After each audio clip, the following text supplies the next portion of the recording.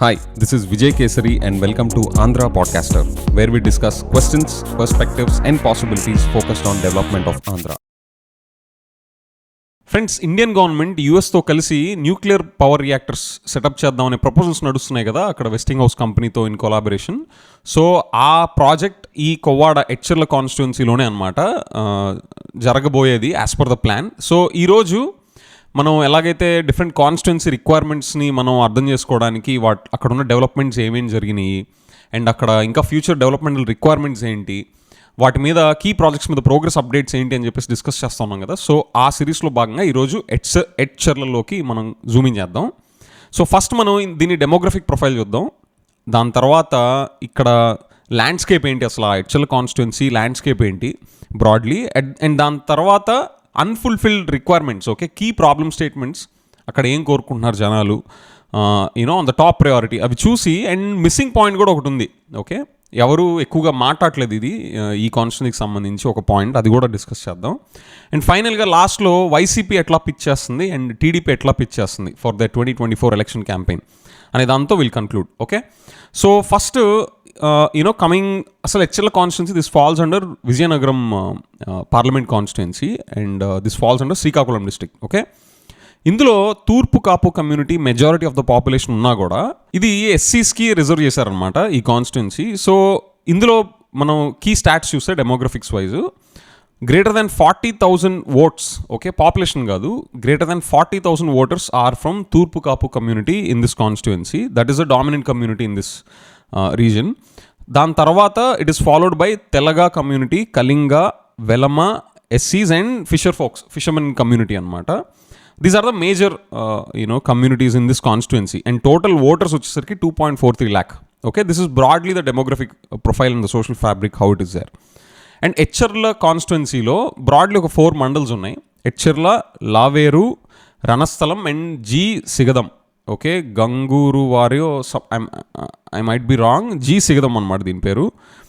So basically ఎచ్చర్లలో ఏంటి అంటే it is primarily known as an education hub. అక్కడ ఐఐటి ఒకటి ఉంది and doctor BR Ambedkar university ఒకటి ఉంది and many more government and private colleges కూడా అక్కడ ప్రిడామినెంట్గా ఉన్నాయన్నమాట.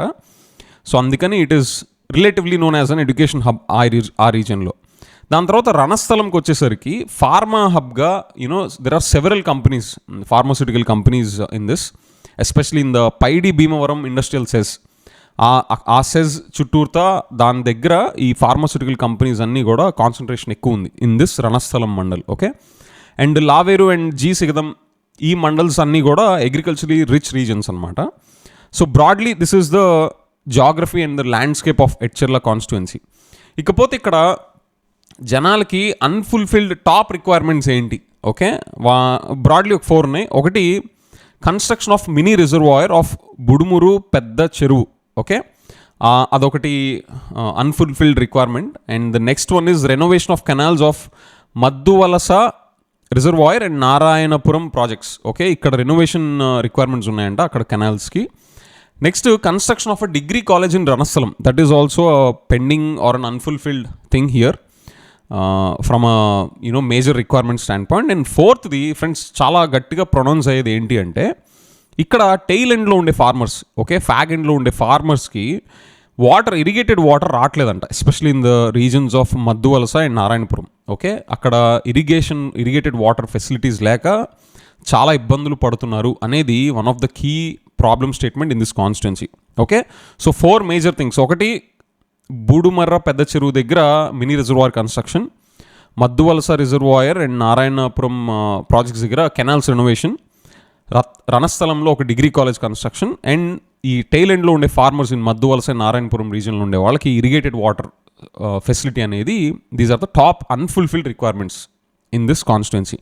అండ్ ఇక్కడ మిస్సింగ్ పాయింట్ ఏంటి అంటే ఫ్రెండ్స్, ఈ న్యూక్లియర్ పవర్ రియాక్టర్ ప్రాజెక్ట్ ఉంది కదా, this has been going on since many years. Okay, ఒక 6 న్యూక్లియర్ పవర్ రియాక్టర్స్ సెటప్ చేయాలనే ప్రపోజల్ చాలా ఇయర్స్ ముందు ఫ్లోట్ అయింది అండ్ దాని అప్రూవల్ కూడా సెంట్రల్ గవర్నమెంట్ ఇచ్చేసింది.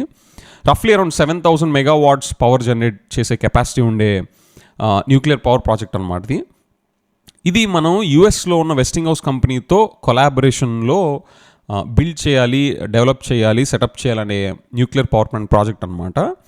దీనికి లాస్ట్ సమ్వేర్ ఆన్ 2018 టైంలో జనసేన వీళ్ళందరూ దీనికి యాంటీగా, ఓకే, ఈ ప్రాజెక్ట్కి యాంటీగా యాజిటేషన్స్ చేశారు.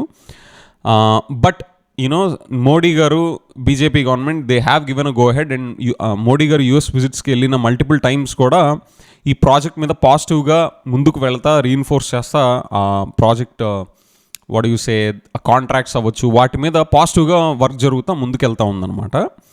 So I don't know how Janasena and BJP got aligned on this project. That is not there in the public domain. Obviously, BJP will supersede Janasena's voice locally. అందుకే కదా సైలెంట్గా ఉన్నారు as part of their alliance. లేదంటే ఇది పెద్ద issue అయ్యి this could have been a hiccup in their alliance, which is not in the current state. So that means somewhere ఈ project మీద అలయన్స్ కుదిరింది, అలైన్మెంట్ కుదిరింది అని చెప్పి కన్క్లూడ్ చేయొచ్చు. బట్ హౌఎవర్ దీనికి సంబంధించిన డీటెయిల్స్ మీద ఎక్కువ లోకల్ లెవెల్లో అట్లీస్ట్ డిస్కషన్ జరగట్లా. కీ అప్డేట్స్ ఏంటి అంటే ఈ న్యూక్లియర్ పవర్ ప్రాజెక్ట్ మీద దానికి కావాల్సిన ల్యాండ్ రిక్వైర్మెంట్ వచ్చేసరికి 2079 acres. అయితే అందులో ఒక 10-15 ఎకరాలు తప్ప మిగతా అంతా ఎక్వైర్ చేశారు. ల్యాండ్ ఎక్విజిషన్ కూడా అయిపోయింది. అండ్ ఈ ప్రాజెక్ట్ కన్స్ట్రక్షన్కి కావాల్సిన ఇన్వెస్ట్మెంట్ ఈజ్ రఫ్లీ propose to be around 2 lakh crores. Okay, it's a huge project. And during construction 8,000 మందికి ఎంప్లాయ్మెంట్ వస్తుంది. అండ్ వన్స్ ఆపరేషన్ అయిన తర్వాత ఈచ్ ట్విన్ యూనిట్ స్టేషన్కి 2,000 పీపుల్కి డైరెక్ట్ అండ్ ఇండైరెక్ట్ జాబ్స్ వస్తాయి. ఓకే, అండ్ ఈ ఓవరాల్ ప్రాజెక్ట్ మీద ఎన్ని ట్విన్ యూనిట్ స్టేషన్స్ అవసరం అవుతాయో నాకు తెలీదు, ఎందుకంటే అది ఒక్కొక్క nuclear power project single unit స్టేషనా, ట్విన్నా, మల్టిపుల్ యూనిట్ స్టేషన్ చాలా ఉంటాయి. సో ఈ న్యూక్లియర్ పవర్ ప్రాజెక్ట్లో ఎన్ని యూనిట్ స్టేషన్స్ ఉంటాయో ఇంకా క్లారిటీ లేదు. బట్ ఒక్కొక్క ట్విన్ యూనిట్ స్టేషన్కి మాత్రం 2,000 మెంబర్స్కి డైరెక్ట్ అండ్ ఇండైరెక్ట్ జాబ్స్ వస్తాయంట. అవి ఎన్ని ఉంటే అన్ని టైమ్స్ మీరు మల్టిప్లై చేసుకోవచ్చు. But I don't have any information on that final number. Okay, next the last update that we have is mana central government is positively taking this forward, and US supplier Westinghouse also వాళ్ళు న్యూక్లియర్ రియాక్టర్స్ provide చేయడానికి, ఆ supply చేయడానికి వాళ్ళు కూడా they are positively the things are moving forward. Okay, ఇది ఎక్కడ కూడా మనకి మేజర్గా ఎలక్షన్ క్యాంపెయిన్స్లో ఎక్కడ వినిపించట్లా. Probably the environmental or hazardous related things that are tied up to this. So this is one missing point that I want to bring to this discussion here. ఎందుకంటే అది major power project, at the same time development related కానీ environmentally sensitive thing కాబట్టి it make sense for us to track. So that's majorly that. And ఇప్పుడు election campaign point of వ్యూలో వైసీపీ చేసే major pitch అంతా కూడా వాళ్ళ వెల్ఫేర్ స్కీమ్స్ మీదే వాళ్ళు బ్యాంక్ అవుతున్నారు. అక్కడ లోకల్ ఎలక్షన్ క్యాంపెయినింగ్ అంతా కూడా వాళ్ళ వెల్ఫేర్ స్కీమ్స్ చుట్టూతానే తిరుగుతుంది. Where as BJP speech is centering around, ఎందుకంటే అక్కడ opposition candidate is not from TDP, he's from BJP అనమాట, as part of this alliance. So వాళ్ళు ఇన్ఫ్రాస్ట్రక్చర్ డెవలప్ చేస్తామని, ఎంప్లాయ్మెంట్ జనరేట్ చేస్తామని, అండ్ ఆ టైల్ అండ్ ఫార్మర్స్కి ఆ మద్దు వలస అండ్ నారాయణపురం దగ్గర వాళ్ళు ఇరిగేటెడ్ వాటర్ లేక వాళ్ళు ప్రాబ్లమ్స్ ఫేస్ చేస్తున్నారు కదా, సో అది కూడా అడ్రస్ చేస్తామని చెప్పి బ్రాడ్లీ వీటి చుట్టూతానే తిరుగుతుందనమాట. ఎవరు కూడా ఈ న్యూక్లియర్ పవర్ ప్రాజెక్ట్ గురించి మాట్లాడట్లా mainstream. So that's that.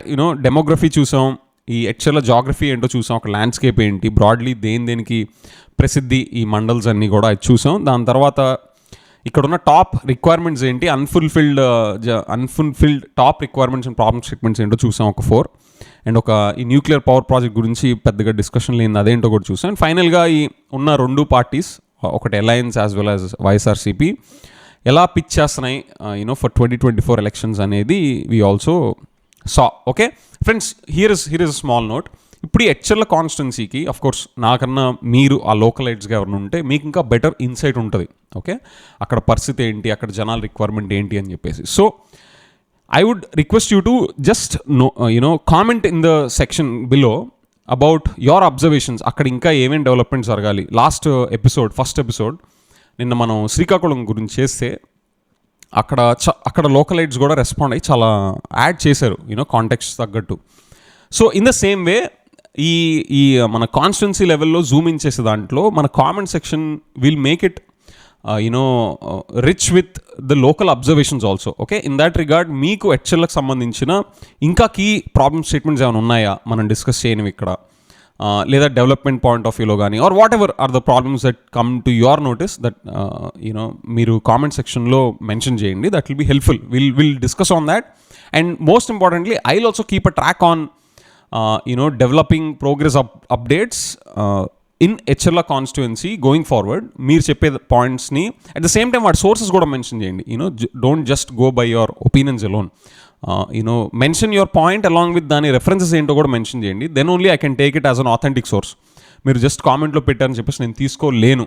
Okay, just like నేను ఎలాగైతే నా నోటి మాటగా చెప్తే మీరు వినకూడదో నమ్మకూడదో, నేను ఎలాగైతే రెఫరెన్సెస్ కోట్ చేస్తానో మీరు కూడా మీ పాయింట్స్ని కామెంట్స్లో మెన్షన్ చేస్తున్నప్పుడు వాటి రెఫరెన్సెస్ని కోట్ చేయండి. Okay, with that thank you.